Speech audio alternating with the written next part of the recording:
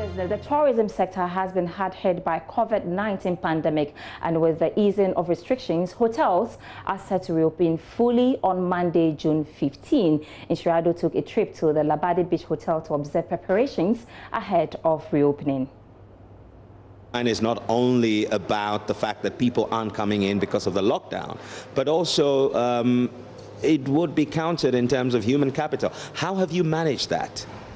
It's been extremely difficult, of course. On the back of a very strong year last year, our reserves have allowed us to reach a compromise with the staff in order so they are sustained and not been laid off like so many others, unfortunately, in this bad situation we find ourselves in.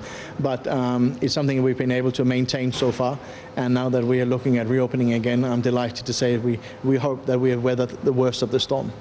In terms of your conferencing and banqueting offering, should that pick up again, how are you ensuring that the safety of those who are coming in post-COVID is assured?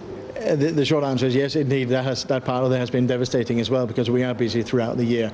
We've got a very strong presence in the marketplace and very much based on local businesses and so forth.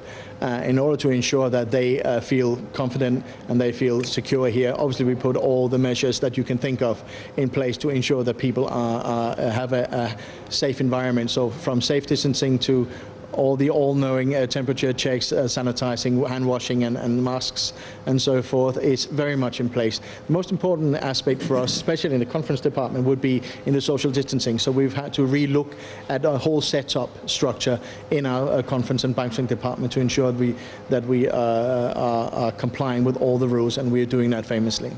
In terms of recovery, how long do you think it will take for you to see the kind of success you saw maybe Q4 of 2019?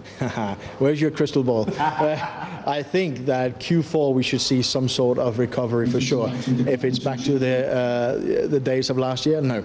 That's going to take some time for sure. We need to get trust, and we need to get the belief back in society that we are taking the measures and we're all observing the measures in order to make sure that we are safe and so forth. That's not something which is given, that is The hit to your bottom line is not only about the fact that people aren't coming in because of the lockdown, but also it would be counted in terms of human capital. How have you managed that? It's been extremely difficult, of course. On the back of a very strong year last year, our reserves have allowed us to reach a compromise with the staff in order so they are sustained and not been laid off like so many others, unfortunately, in this bad situation we find ourselves in.